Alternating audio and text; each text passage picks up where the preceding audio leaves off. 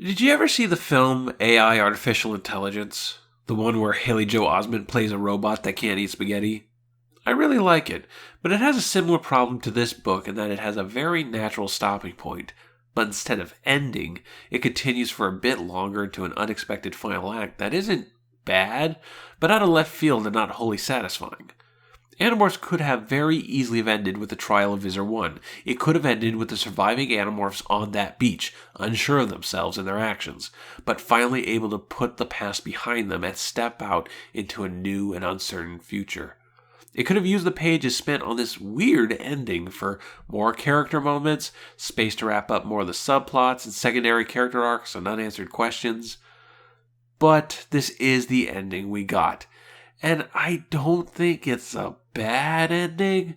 I think there were clearly better endings they could have chosen from, and I think this ending is in conflict with some of the theming we've already seen in this book.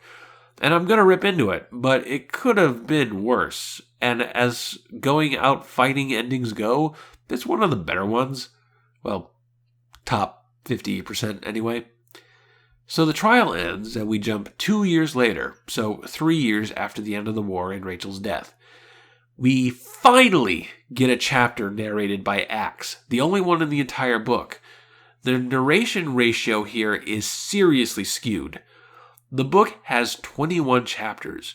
Rachel gets the first 4 all to herself, which makes sense, but after that the emphasis is on Jake, with 7 chapters, and Cassie and Marco, who get 4 chapters each. Both Axe and Tobias only get 1 apiece, and they're both during this final third in this weird post-code part of the book that has nothing to do with the war and its aftermath. Even though they're tied for second place in terms of chapters, all of Cassie and Marco's chapters revolve in some way around Jake, including an entire chapter devoted to the two sitting in a hotel lobby/restaurant talking about him. Besides Rachel, Jake is the only character with chapters back to back, and you have to remember that he solo narrated the last book. Anybody coming in late to the series, which this book is designed for since it bothers with an opening book summary, would be forgiven in thinking Animorphs was specifically Jake's story, that Jake was the capital M main character of the series. Of course, as I discussed in the last review, these final handful of books had to get seriously reworked. An entire Megamorphs placed between number 53 and number 54 was cut entirely, as was an epilogue book that I suspect would have included a lot of the stuff we see in this final third. So basically, the finale for the series got cut down to a third of its intended length. So I get it. I get it on a technical level. A sudden compression of space to tell a story means cutting down on subplots, including the internal conflicts of most of your main characters. Focusing on Jake was probably the right move in that regard. The madness of Prince Jake is probably the most intense and interesting in the final character arcs. But what kills me is that they had to condense and cut so much, and then still felt compelled to do what they do in this final third of the book. Consider Axe, since we're finally at his chapter. What has been his main themes throughout the series? The conflicts of loyalty, shaking off military dogmatism, overcoming intergalactic racism. He often found himself having to choose between his own kind and his adoptive family on Earth. Well, never mind that, because when we finally catch up with Axe, a whole 3 years after the final battle, he settled into a pretty steady career in the Andalite military. He's the captain of the Intrepid, with the mission of trying to track down the escaped Blade ship. Even though Axe seems to be waving his Andalite flag these days, he does have a fresh approach at leading thanks to his time on Earth. Axe narrates, "Even after the last year aboard the Intrepid, I sensed that my first officer did not entirely approve of my habit of explaining my actions for the deck crew. It was not usual. Captains typically played the part of far distant and all-knowing gods. I preferred to continuously train and retrain. The more the deck officers understood, the more they would learn, and the more valuable they'd be in a crisis." I love how Axe is an outlier for being a half-decent boss. Sounds like your average Andalite captain and your average Walmart manager have a lot in common. So, at the moment, the Intrepid is following a lead given to them by some Skritnaw. Seems a mysterious ship was seen around some obscure moon, so Axe pulls up on the other side and launches some fighters to go poke around. The Blade ship is nowhere to be seen, but there's something. It was not a type of craft I had ever seen before. It dwarfed even one of the old dome ships, big as they were. It made my cruiser-class Intrepid look like a toy. It was built in a sort of starburst pattern, asymmetrical, as if someone had picked up a few dozen Earth-style habitations they called skyscrapers and welded the bottoms together. Each skyscraper was different in shape, size, and color, some quite fantastic. Ah, so this is where they hide all of Donald Trump's failed construction projects. The ship appears to be lifeless, and despite its Christmas ornament design, it seems fairly primitive, with old-fashioned ion engines, probably still has an 8-track player too. What's more interesting is the damage the ship has taken, holes clearly made by Dracon beam blasts. As Axe is nice enough to tell us, since the fall of the main Yeerk invasion forces, there's been a lot of Yeerk weapons floating around the intergalactic black market, and it's not like the Blade ship is the only rogue Yeerk outfit evading authorities. Still, there's no evidence that it wasn't the Blade ship, so it's still worth poking around. Axe leads a boarding party because he's the captain and he's watched enough Star Trek to know that captains lead away missions. As they approach the ship, they take a few sensor scans, and it seems there's a tiny bit of DNA aboard. And after some calibration, they determine the DNA is Earth in origin. Another good sign of Yeerk involvement, the Blade ship especially. They don't say as much, but I get the feeling that the Blade ship contained the most human host out of all these rogue Yeerk groups. So they dock with the weird ship, and that's it. That's all the Axe we get.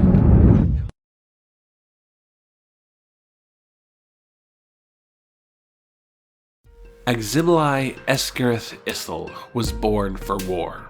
Literally, birth rates among the Andalite population were, perhaps still are, directly controlled by the Andalite electorate, and before the war, Andalites were limited to 1 child per couple. At the height of the war between the Andalites and the Yeerks, after the Yeerks had conquered the Hork-Bajir and Taxxons, the electorate raised the birth rate to 2 children. The Andalite military needed soldiers, and Aximili was drafted while still in the womb.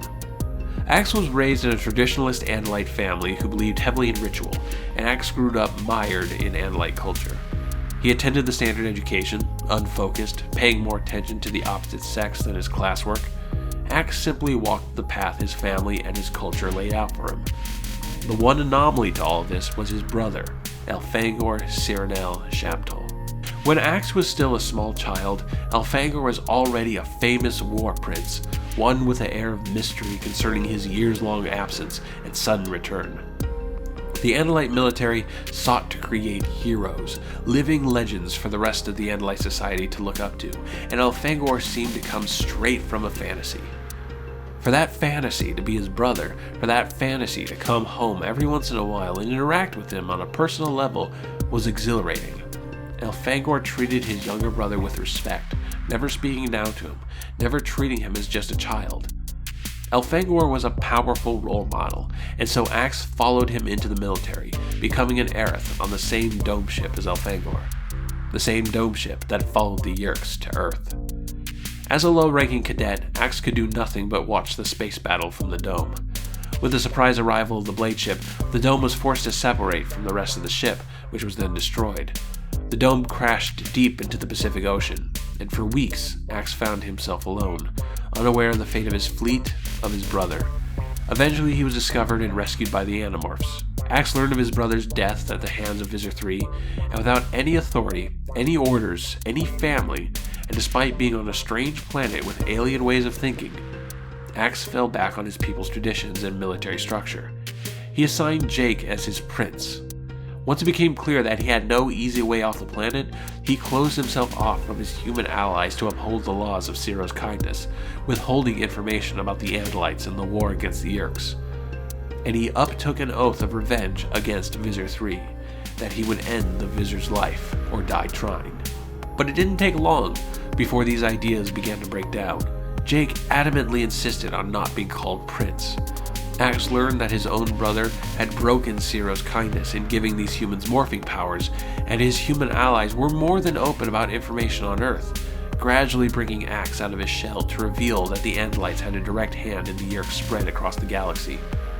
And then, when he found Aloran, Visser III's host body and greatest asset, at his mercy, Axe refused to end his life, even with Aloran pleading for it. Ax had grown in an isolated society, and just as morphing human had given him an additional sense to experience the world, that of taste, living with humans gave him an additional viewpoint in which to interpret that experience. Human beings expressed more flexibility, more adaptability, more forgiveness and tolerance than Andalites typically did. Ax never fully gave up his loyalties to his own race, but every encounter he had since meeting the Animorphs showed a new side to them. Andalites who were traitors, Andalites who were bloodthirsty killers, Andalites who were cowards, and Andalites who were so extremely patriotic as to be blind to reality. Ax still felt Andalites were superior to humans in most respects, but no longer saw his own people as flawless, and readily acknowledged the strengths and values of humans, beings, and other races. What began as hardwired militaristic loyalty transformed into complex rationalizations. Not that every cultural switch was flipped, Ax remained pretty prejudiced against the disabled, and as the war raged on, his relationship with his human family began to strain. After being forced to go against Jake's orders, and after learning that Cassie was a traitor, Ax started to lose faith. His trust in humans and his abandonment of Andalite ideals wasn't being rewarded in a satisfactory manner, and Ax began to gravitate back towards the Andalite military. Nothing is ever clean-cut. Ax eventually left his human family for the Andalites, for a military career, just as he had started. But he did so from a position of opposition to the military establishment, dismantling their control through legalese and putting their shortcomings on camera for the entire Andalite populace to see. As a war prince and ship captain, Ax put many of the lessons he learned from his human friends to use, such as foregoing the idea of creating legendary heroes. Ax presented a new type of leadership, that of pragmatism and teamwork, of learning from mistakes, of treating your crew with respect. Ax treated his crew as the Animorphs treated him, but more interestingly, he treated his crew like Elfangor treated him. The rest of the populace knew Elfangor as the last legendary Andalite hero. Ax knew him for the person he was, and he wanted the Andalites to see that person through him at the end. So it's back to Earth. Since it's been a whole 2 years since Visor 1's trial, we need to get the readers up to speed again, though there is as much to talk about this time around. You can only really kill Arbron once. We start with Jake teaching a class of 24 elite soldiers from around the world. Jake narrates. Terrorism had grown as a problem. Many of the worst were religious cults convinced that the presence of alien species on Earth were delaying a hoped-for Armageddon. Some were anti-government paranoids who had convinced themselves that the Andalites were taking over Earth. Others were sort of latter-day racists who simply needed someone to hate and focused on the Hork-Bajir. Then there were the ecology extremists who just hated anything new and technological. Terrorists had begun to attack Andalite tourists and free Hork-Bajir, and the Andalites had agreed to make a single morphing cube available, on condition that it remain in Andalite custody and be used only for anti-terror forces. But Star Trek and Orson Scott Card! We were supposed to be saved by our love of pulpy science fiction! It's an interesting contrast to Marco's description of things.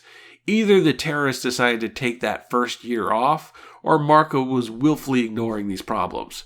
The latter suggests that, once the war ended, Marco pretty much stopped caring about the world's problems. Probably felt, I did my part, I'm going to enjoy my earned rewards and let someone else take care of this.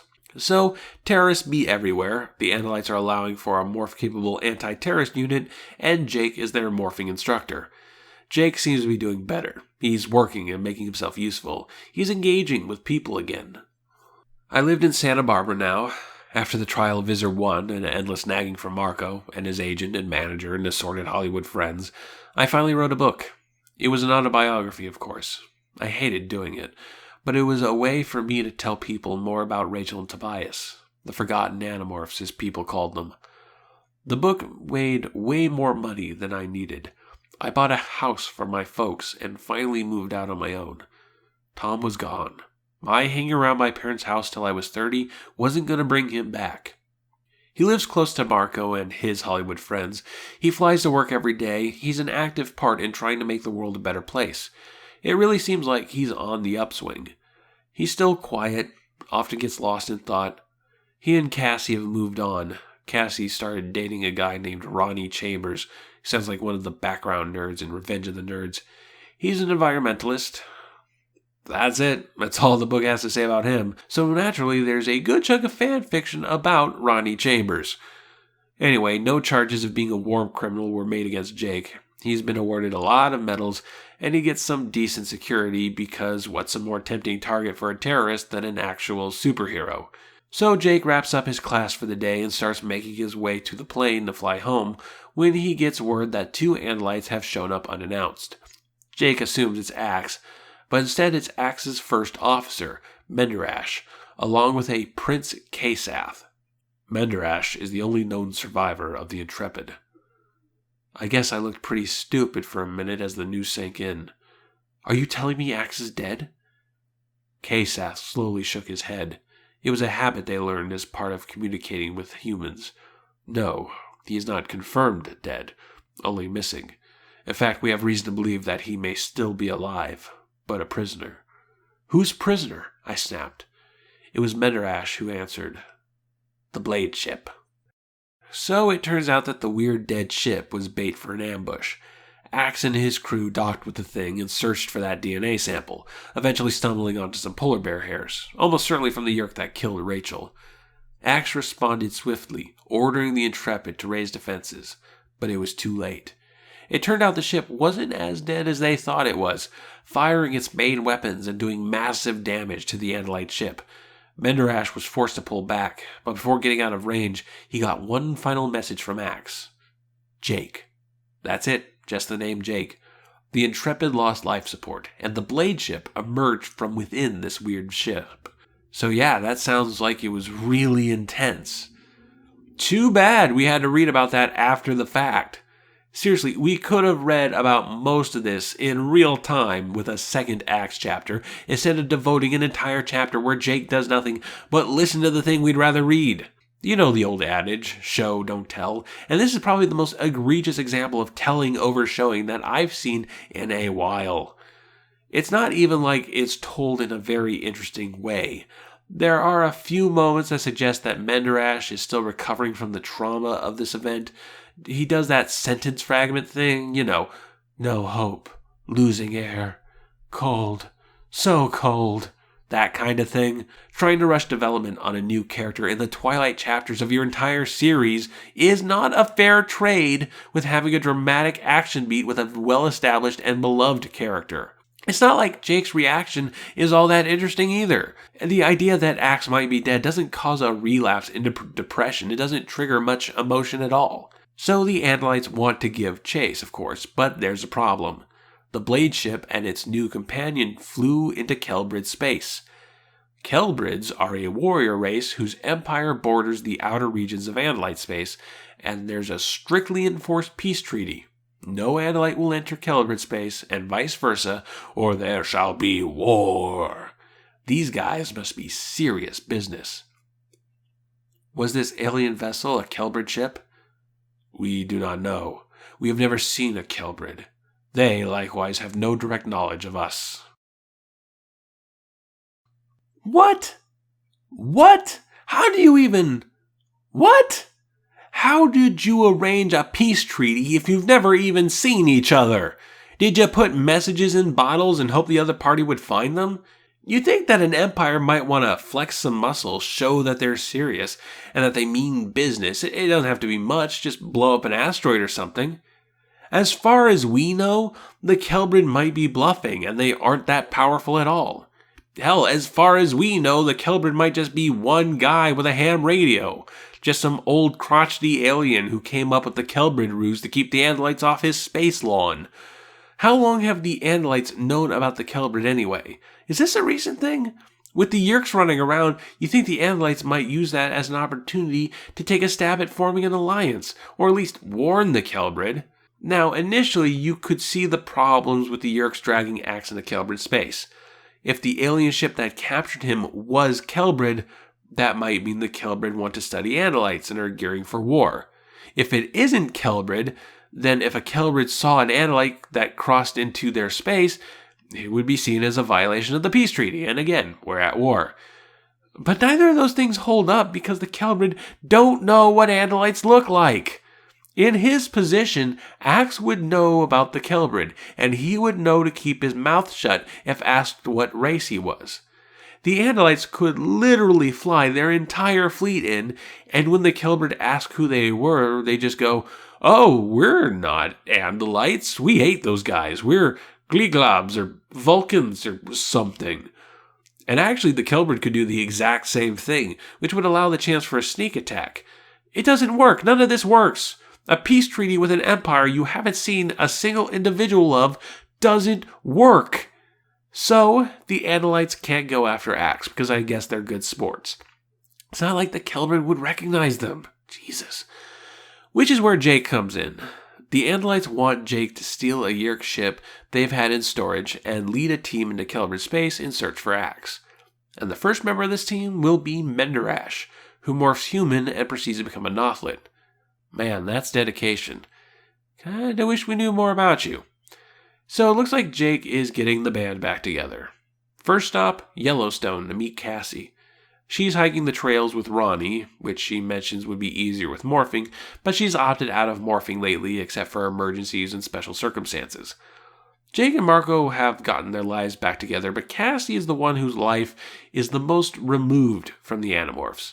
I mean, she's still keeping tabs on the Hork-Bajir, she's part of the President's Cabinet of Alien Relations, but she doesn't promote herself like Marco, and she has nothing to do with training the next generation of heroes like Jake. She doesn't even really go by Cassie anymore, except to her fellow Animorphs. Ronnie calls her Cass. That might just be a cute nickname for his girlfriend, but I think it's indicative of how much that old life Cassie has put behind her. So, yeah, out hiking, when Jake flies in as Falcon. Ronnie pulls ahead, lets the two of them talk in private, and Jake tells Cassie what's going on. Cassie narrates. "I didn't want to say the words. I didn't want to. But Axe was more than a friend. How many times had he risked his life to save mine? I couldn't count the number of times I'd been down, and only his flashing tail had brought me out alive. I'll go too, I said. I just need a day to wrap things up and... He was shaking his head.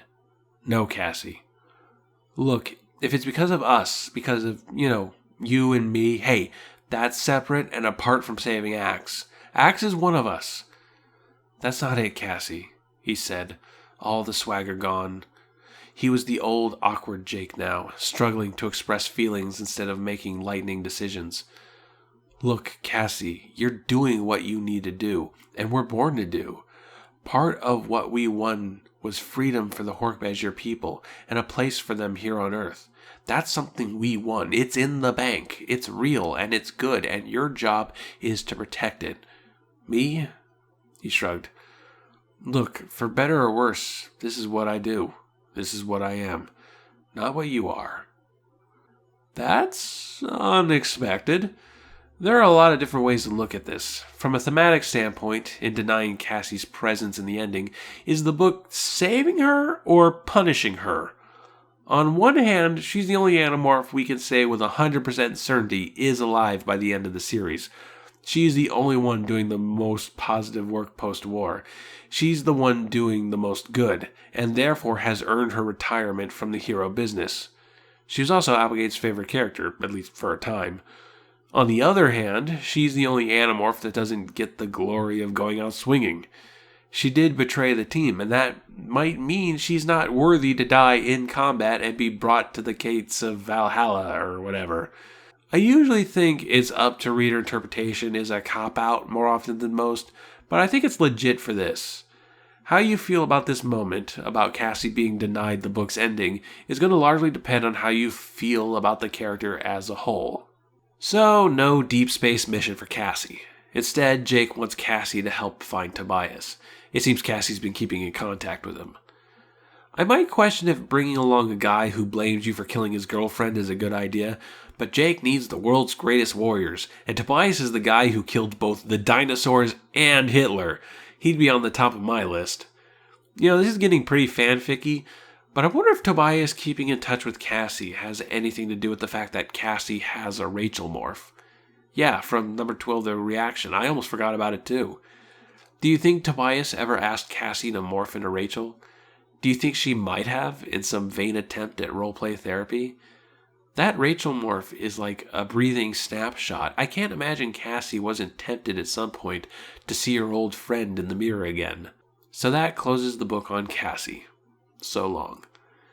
We then finally get our one Tobias chapter, which thankfully won't end right before it gets interesting, and we'll see him hang out in chapters after this. Tobias has been spending the last 3 years pretty much doing Tobias stuff. Living in the woods, hunting for food. He just does it without talking to anybody. In other news, some campers have taken up residence near his field. Reasonable campers too. They keep their fire safe and their shit away from the water. They get the Smokey the Bear seal of approval.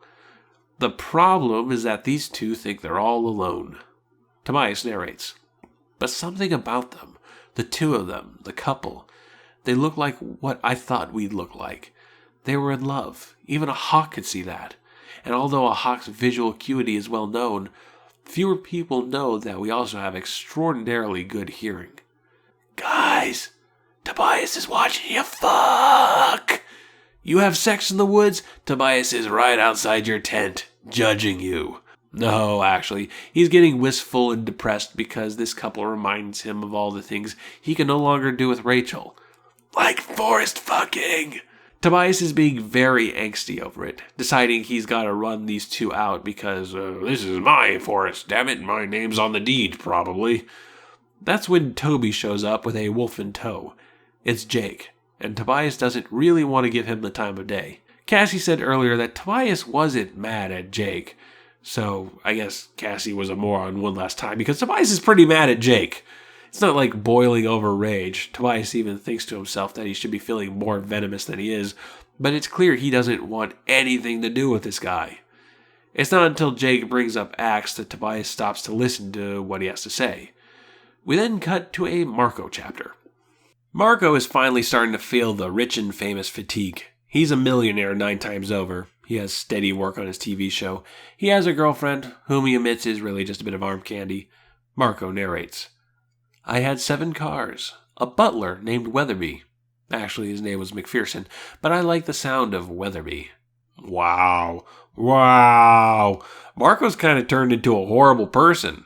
Like, I know Marco is sarcastic and occasionally mean, but to disrespect people under your employee because their name isn't butler sounding enough? Marco should have a relationship with his housekeepers comparable to that of Archer and Woodhouse's. Anyway, yada yada yada, money isn't everything. Marco is morphing a lobster.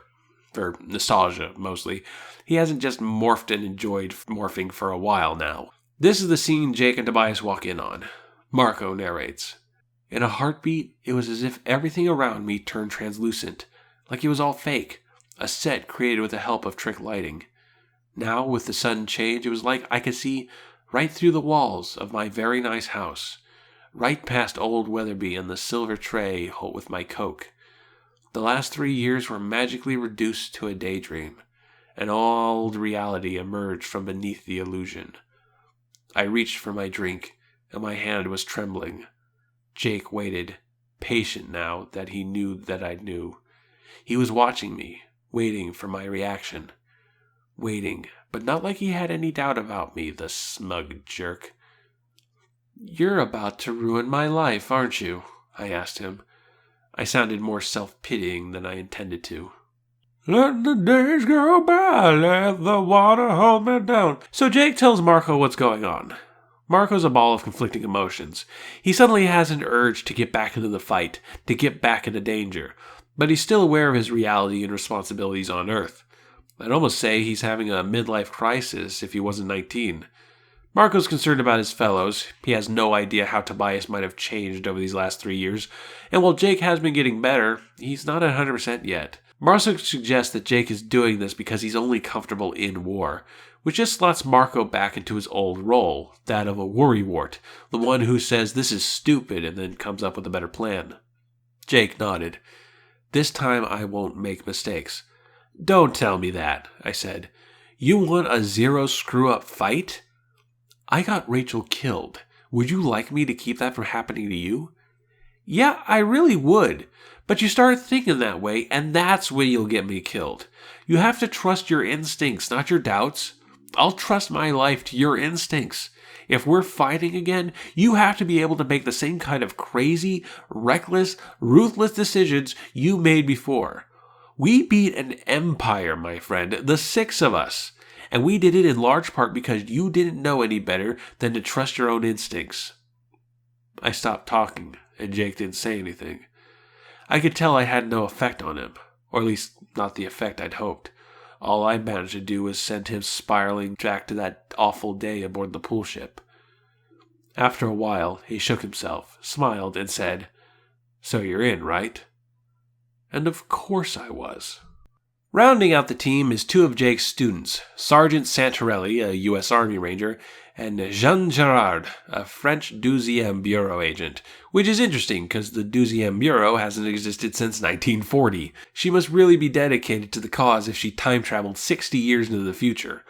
Santarelli and Gerard are the Terry and Juan of this book, seemingly important characters who don't really do anything but fill a word count.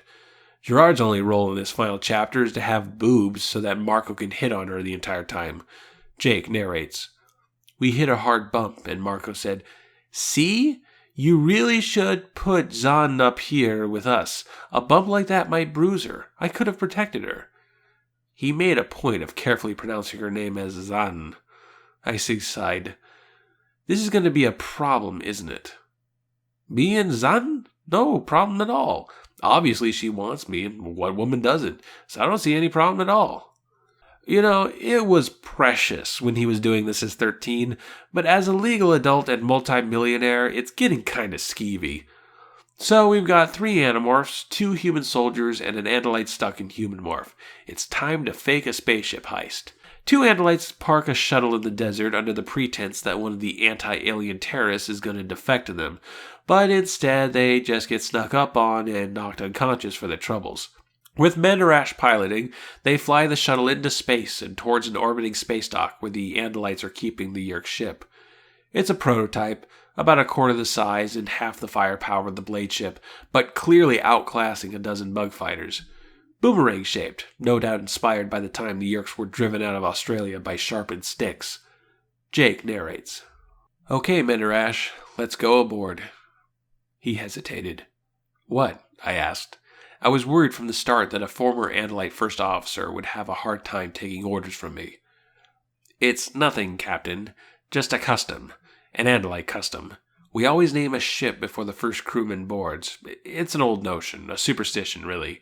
The thinking is that the ship must know who it is before the crew can know it." I relaxed. "Fair enough, Mandarash. Our own superstition is that a ship is never an it. It's always a she. Even if the ship is named after a male, it's a she." The 6 of us stood there, contemplating our dangerous-looking new home, set against the sunrise over Earth. "So what do we call her?" Marco wondered. "She's beautiful," Tobias said.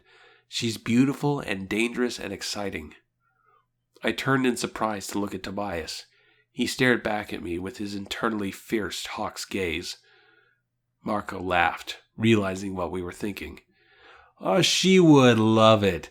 A scary, deadly, cool-looking Yerk ship on a doomed, suicidal, crazy mission that no one could ever know about. She would love it." So it was that we went aboard the Rachel. Well, this is it. Chapter 21, the final chapter of Animorphs. And it's narrated by Marco, surprisingly. I guess Applegate wanted an external view of what Jake does here. Didn't really want to write what's going on in his head. We could have done Tobias, gave him another chapter, but it might have been loaded with feelings that would have distracted from the action. So the team steal the Rachel and fly it into Kelbrid space. Oh, well, this shouldn't take long. We only have an entire quadrant of outer space to explore. Yeah, this is going to take a while. The Rachel spends 6 months exploring, checking out various planets and outposts in search for the Blade ship. According to Marco, they see some cool things, but nobody bothers to explain what these cool things are.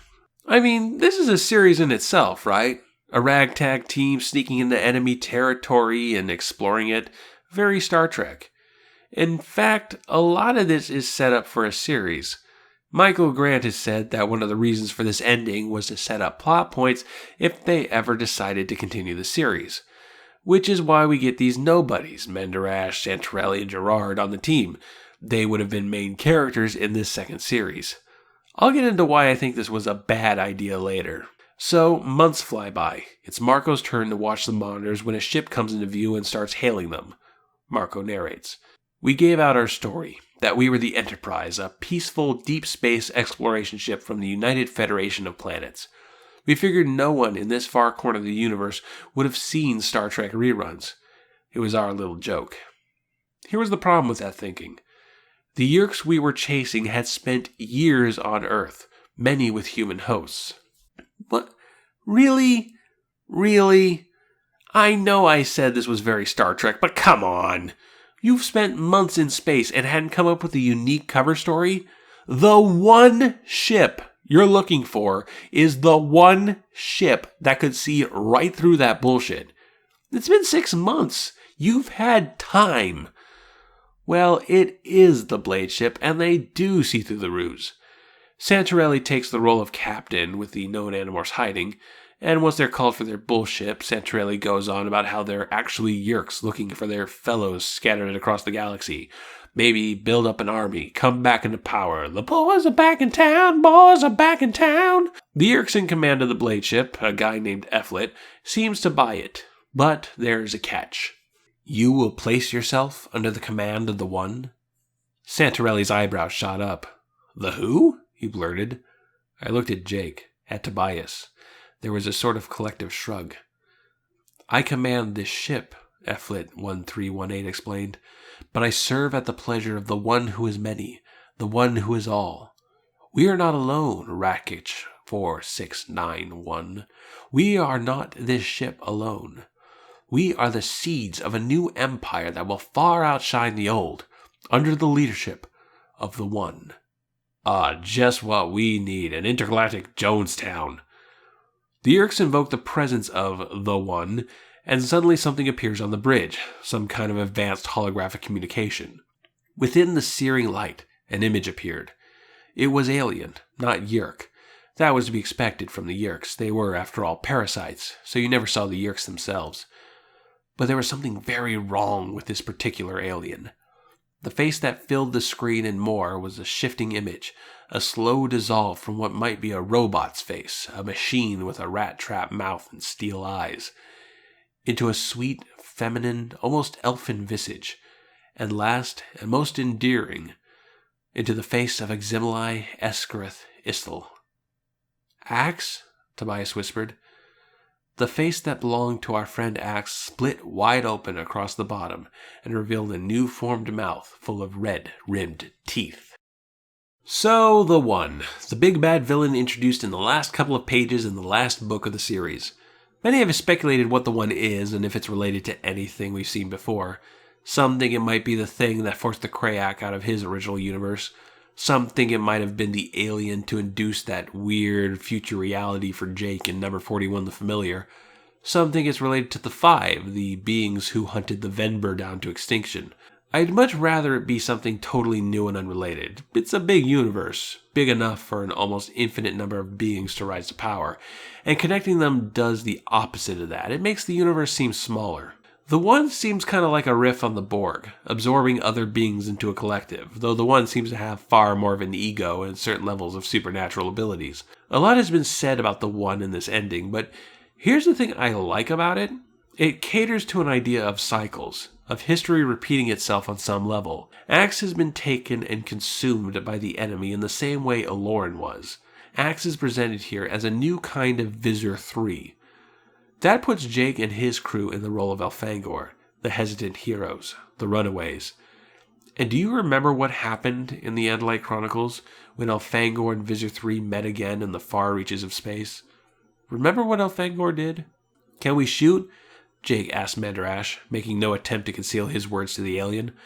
His Drakon cannon have longer range and greater power, Mandarash reported grimly, and his defensive fields have been enhanced. I doubt our cannon can penetrate them.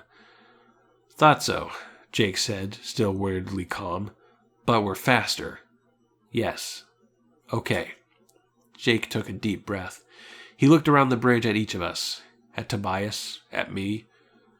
What was it, Marco? Crazy, reckless, ruthless decisions? I nodded, wishing I'd kept my mouth shut. There was a dangerous smile on Jake's face. Rachel's smile. "Full emergency power to the engines," Jake said. "Ram the blade ship."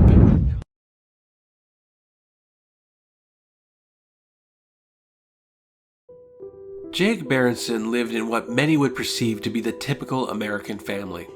His father, Steve, was a medical pediatric doctor. His mother, Jean, a freelance writer. They lived in a nice neighborhood. They had a dog named after a Simpsons character. Jake's older brother, Tom, was making himself something of a local legend with his skills at basketball. Jake's family could have been on a brochure of how great family living is in Central California. As for Jake himself, he was a person who initially defined himself by those around him. If you asked him just as he was turning 13 who he was, Jake would say that he was best friends with Marco, Rachel's cousin. He had a crush on Cassie, and he saved a boy named Tobias from some bullies. He couldn't really tell you why he was any of those things. One of the people he compared himself constantly to was Tom. Jake admired Tom, admired his skill and competence. When he decided to try out for the basketball team, he did so because he felt he had a legacy to live up to. He did so because he thought it would give him and Tom a common ground. He did it so his brother might be proud of him. But he didn't make the team. He failed. For no other reason than he just wasn't good enough. This was weighing on his mind when he walked through the construction site that night. Jake took almost no action of his own in the encounter. Tobias told him to look up to see Elfangor's ship. Marco suggested they call someone, and Jake agreed.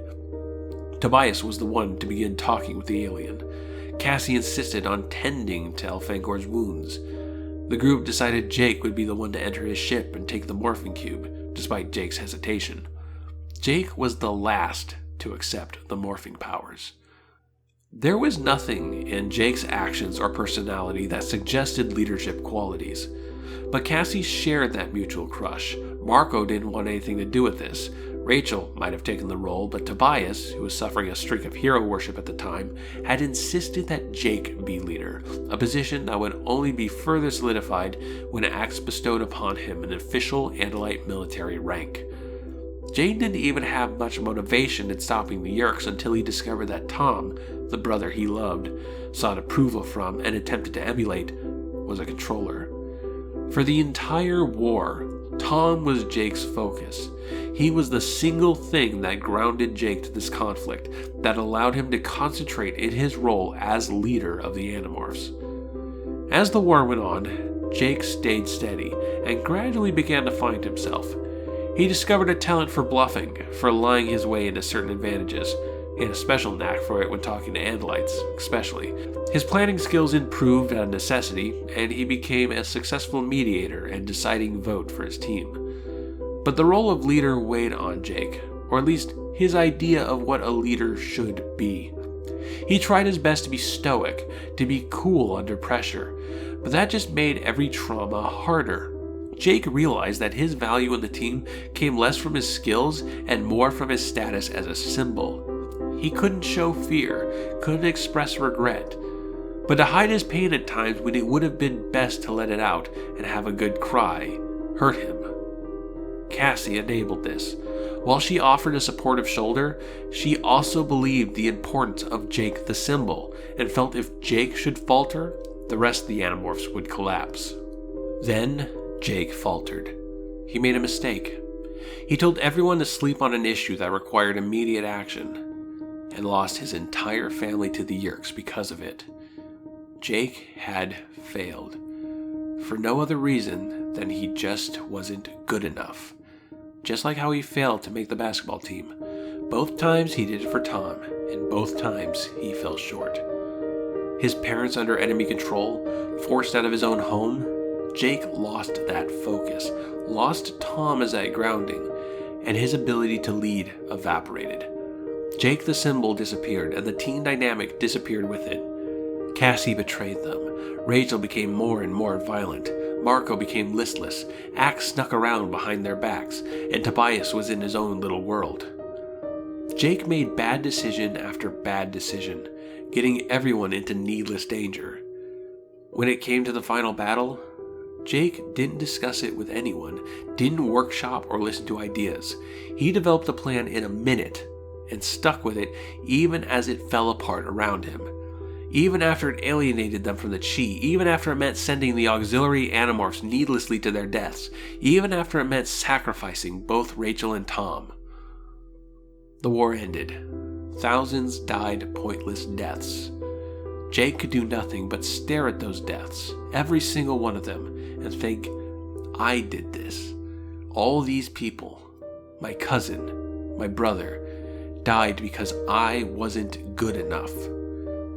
They say time heals, and after some years, it seemed Jake was recovering, and maybe he could finally pick things up where he left them the day he met Elfangor. Maybe he could finally learn what kind of a person he really was.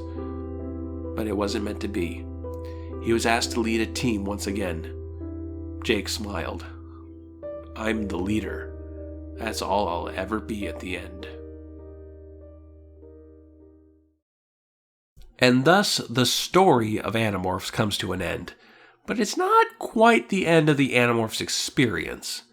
This book was followed by two very different letters from K. Applegate to the fans. The first was included with the book, acting as an epilogue.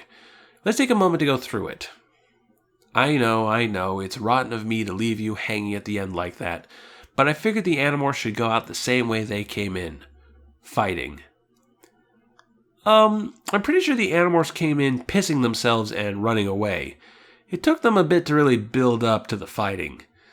TV Tropes calls this kind of ending the Bolivian Army ending, named after the end of the film Butch Cassidy and the Sundance Kid, though considering Applegate wanted to leave things open enough for continuation, it might be more accurate to call it the Bolivian Army cliffhanger. The proud charge into impossible odds, ending right before the moment of their death. It's certainly dramatic.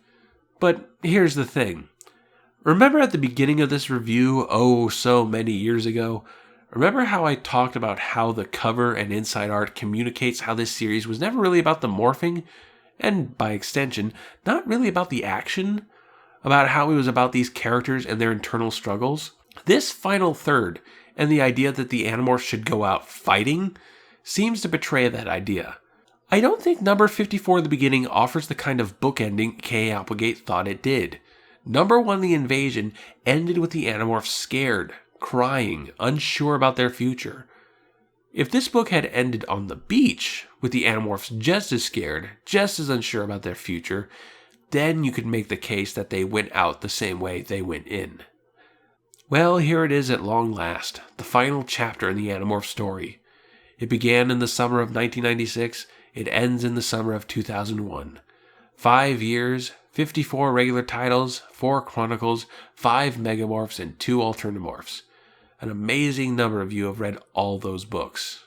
I am deeply grateful. This is the major piece of evidence that there was going to be a 5th Megamorphs book, something K. Applegate clarified on fan sites afterwards. Animorphs number 54 at the beginning was published in May of 2001, 4 months before September 11th.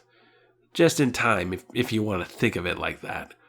I've discussed before how Animorphs wouldn't really have worked in any kind of modern setting, mainly because of our modern tech, but also because of the amount of othering and violent suspicion we have had against certain cultures after the attacks on the World Trade Center.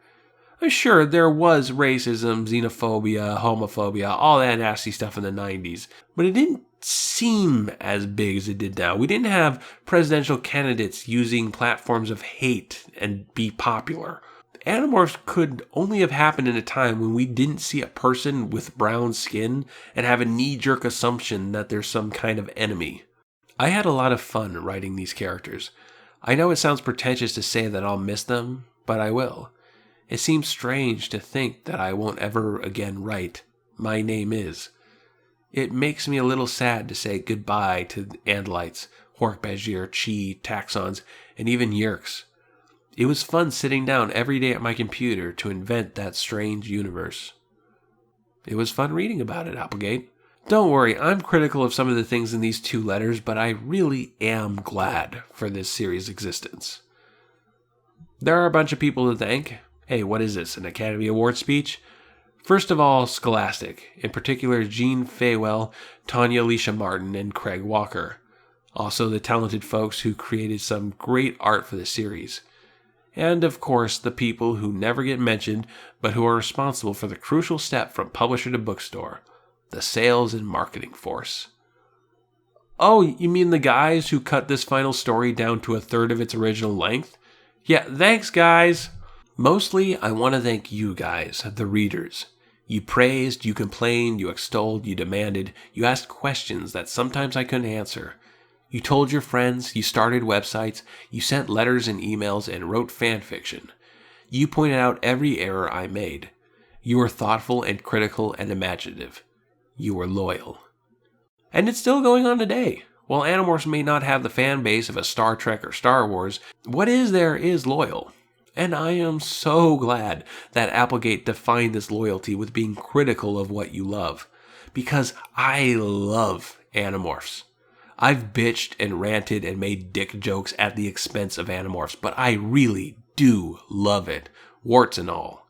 I want you all to know that it is my choice to end Animorphs. Much as I'll miss it, the time had come. Time to say goodbye, Jake. Goodbye, Cassie. You too, Tobias and Marco and Axe. Goodbye, Rachel. And now would be the time for me to say goodbye to you. But I'm off to a new series called Remnants, and I'm hoping I'll see you over there in that new universe. If not, thanks from the bottom of my heart for everything. If you're coming along on the next trip, grab onto something because we're going to start off by blowing up the entire world. Then the real trouble will start. You may now demorph. K. Applegate. Now that's an awesome line to end things on. Just kinda wish that last part wasn't such a big advertisement for Remnants. I mean, I get it. Applegate was excited about this series. Scholastics was hoping it would be a successful follow-up to Animorphs and Everworld. But throwing in a pitch at the end was just a bit too cheesy. There's actually an excerpt from the first Remnants in the back of this book, which was, they were really pushing this thing. And how many people actually read it? I don't have any numbers, but when it comes to K. Applegate and Michael Grant's major works with Scholastics, Remnants doesn't seem to come up that much. So, Animorphs ended, and not everyone was happy. There was a level of backlash towards the ending, backlash that seemed to catch Applegate off guard. Catherine Applegate and Michael Grant have defended the ending for the last 15 years, though now they at least admit they know why the fans disliked it. Michael Grant even said he kept this in mind when writing Gone. He wanted to end that series with something that was a bit more satisfying. As I expressed earlier, my main problem with the ending is that it says that Animorphs is first and foremost about the action sci-fi plot stuff rather than the characters, which is just flat out wrong. Yes, a lot of the action sci-fi plot stuff has been fun, and when it's gold, it's gold. But when a book in this series failed, 4 times out of 5, it was because of ridiculous plotting that drew attention to its silliness. Some of the best books in the series involved an almost bare-bones plot, something simple to keep things character-focused. And the plot in this final third is all new stuff that we have to introduce. 3 new characters, a new faction of aliens that we have to give a backstory to, 2 new kinds of alien craft, and a new supervillain. When fans expressed their distaste for this ending back in the day, I don't think they did so properly. I probably wouldn't have either. I hadn't quite developed critical skills of analysis and expressing that analysis. A lot of those fans were teenagers or even younger, so instead of saying, I don't like this because it's not about the characters we spent the entire series exploring, they said, I don't like what you did to the characters. This is what informed the second letter K. Applegate wrote for the fans, one that wasn't nearly as nice. It was posted on what was then the largest Animorphs fan site, Morphs, that's Morph with a Z. Dear Animorph readers, quite a number of people seem to be annoyed by the final chapter in the Animorph story. There are a lot of complaints that I let Rachel die, that I let Visor 3/1 live, that Cassie and Jake broke up, that Tobias seemed to have been reduced to an unexpressed grief, that there was no grand final fight to the end all fights, that there was no happy celebrations, and everyone is mad about the cliffhanger ending. So I thought I'd respond. FYI, responding this way is rarely a good idea. Now, I have no doubt that Applegate got letters from readers that were indeed mad about Rachel dying, about Visor 1 living, that Cassie and Jake broke up. But as I just said, these letters were from kids, and probably didn't fully realize what was wrong here. And so they put those feelings and emotions into the fact that the book didn't have a happy ending. I'm assuming anyway, I don't have any of these correspondences to sample. Animorphs was always a war story. Wars don't end happily, not ever. Often relationships that were central during war dissolve during peace. Some people who were brave and fearless in war are unable to handle peace, feel disconnected and confused. Other times people in war make the move to peace very easily. Always people die in wars, and always people are left shattered by the loss of loved ones. That's what happens, so that's what I wrote. Jake and Cassie were in love during the war and end up going their separate ways afterwards. Jake, who was so brave and capable during the war, is adrift during the peace. Marco and Axe, on the other hand, move easily past the war and even manage to use their experience to good effect. Rachel dies, and Tobias will never get over it. That doesn't by any means cover everything that happens in a war, but it's a start. All of this is valid, and I hope any readers who didn't realize this while reading the series realized it with this letter. Here's what doesn't happen in war. There are no wondrous climatic battles that leave the good guys standing tall and the bad guys lying in the dirt. Life isn't a World Wrestling Federation SmackDown. Even the people who win a war, who survive and come out the other side with a conviction that they have done something brave and necessary, don't do a lot of celebrating. There's very little chanting of, "We're number one" among people who've personally experienced war. But you did end it with a wondrous climatic battle. Just because it was a charge into certain death ending doesn't mean it wasn't about glory, that it wasn't written as fist pump in the air and a fuck yeah. What's telling is that everything Applegate is talking about here doesn't apply to that final third. She mentions that fans didn't like the cliffhanger ending, but she doesn't actually address that here. Everything she's talking about concerns the first 2/3. I'm just a writer, and my main goal was always to entertain. But I've never let Animorphs turn into just another painless video game version of war, and I wasn't going to do it at the end. I've spent 60 books telling a strange, fanciful war story, sometimes very seriously, sometimes more tongue-in-cheek.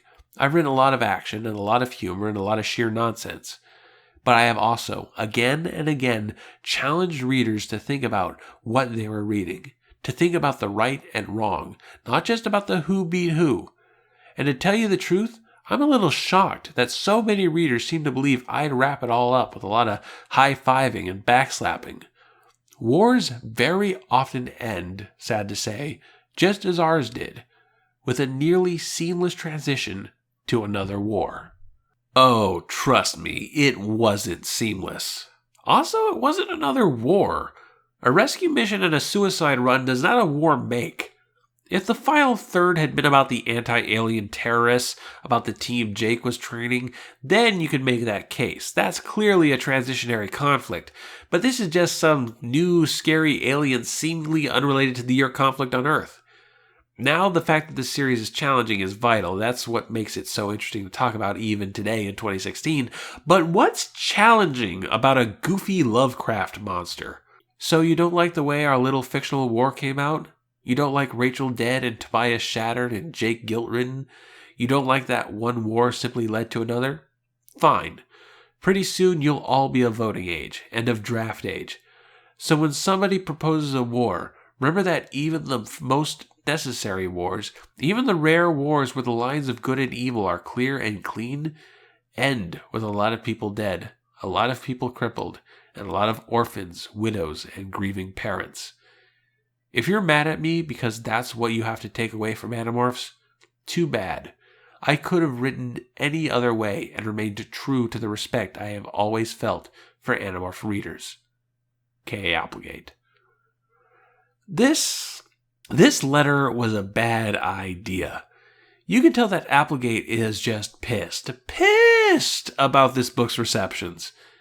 Yes, if anybody sent a letter saying they didn't like that Animorphs didn't have a happy ending, they either didn't understand the series or didn't know how to express their disappointment, and people can be needlessly mean about this stuff. But I'm not sure you can throw around sneering too bads with the same breath as you say you respect your readers. Not that I don't think Applegate doesn't have respect for her fans. I think she just wrote this in a moment of weakness. I've snapped at people commenting on my videos. I'm no saint myself. Not sure I'd ever go with a tactic of correlating her readers with not liking this book to, actually going to war and people dying and stuff. "Oh, you hated my book? Well, a curse on you then. May there never be peace in these lands." And that's more or less the end of the Animorphs experience. Not the cleanest way, not the most pleasant way to end this series, but it's the ending we've got. Scholastics owns the rights to Animorphs, and has the power to start a new series in that universe if they choose to, with or without Applegate's approval. It's probably going to happen someday, even if that someday is 150 years from now when Animorph falls into the public domain. Just want to let Scholastics know that I'm available. Got this neat idea, calling it Andalite Empire. Shoot me an email. If the series had ended on the beach, a sequel series could have picked up anywhere with any set of characters dealing with any conflict the author wanted. As is, any sequel series will have to address the One and the Kelbrid first. Even if it's a quick wrap-up, rocks fall, the one dies, here's something else, there's no going back to the Animorphs universe without dealing with this plot. This cliffhanger might not have been as forward-thinking as Applegate and Grant thought it was. This book was rushed, that's no secret. Scholastics was gearing up to make Remnants their next big hit. They cut the page length for the Animorphs finale to a third, and then Applegate gets negative reception over this series that she just spent the last 5 years working on. To be fair, it'd probably drive me batty too. Post-book follow-up. Stories never end. Books end, movies end, YouTube videos end. There is a limit to the physical mediums in which stories are usually told. But stories themselves don't have that limit. They grow. They change as we change. They're organic. They expand themselves in our minds. And sometimes people write those expansions down or draw those ideas to give them form. Cliffhanger endings, like the one seen here, promote this idea. But it'd been just as true if it had ended on the beach, or had ended on Rachel's funeral, or any other quote-unquote normal ending. Animorphs never ended, and will never end as long as there are people willing to step back into its world and explore it again and again. That sounds corny, but scratch that. That is corny. But I find it to be true. I wish this book was perfect. I wish I could end this series with a perfect 10 out of 10 score, a poetic way to put the Opinionated Animorphs book guide to bed. Sadly, that's not the case. It's a good book, don't get me wrong. There's a lot of interesting ideas here that are still being discussed and debated to this day. A good book, just not a great book. This is a story that needed that space to breathe, needed that final Megamorphs book to stretch out and explore all the characters and consequences. It spends way too much time in Jake's head and doesn't explore the other Animorphs enough. It wastes time that could easily have been spent telling us what happened to the parents, or the Chi, or Chapman, or the fallout of the auxiliary Animorphs, or the human military, or the conflict between the Ellimist and Krayak.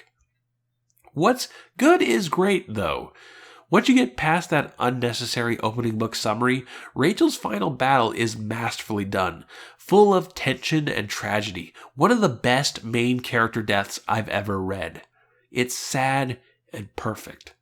The world building surrounding post-war Earth was very interesting and fan-fiction inspiring, and while I think the book gives way too much time to Jake, his actual story arc is pretty damn good, if the final exploration of his regret on the beach was a little clunky.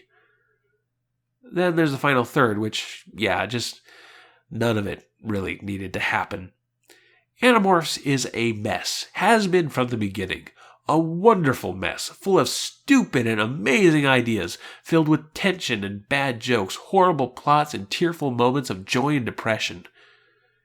This might not be the perfect book, but it might just be the perfect encapsulation of the series. Serious and silly at the same time. I've been talking about Animorphs for longer than the series originally ran. Partially because I'm just slow, but also because there's just so much to say and so many ways to say it. My goal here, besides having a fun time and learning about things like presentation and video editing, was to contribute at least a handful of new ideas into the discussion, move the fandom a little bit forward in terms of our love and our critique of the series. Animorphs meant a lot to me when I started, and it means so much more to me now. And now I find myself in the same position I imagined Catherine Applegate and Michael Grant were when Animorphs came to an end. Happy for its success, relieved that it's over, anxious about its legacy, itching for the next big thing. The future is fucking scary, guys. I have no idea where I'm going, but I hope you all come with me. I give Animorphs number 54, The Beginning, a 7 out of 10.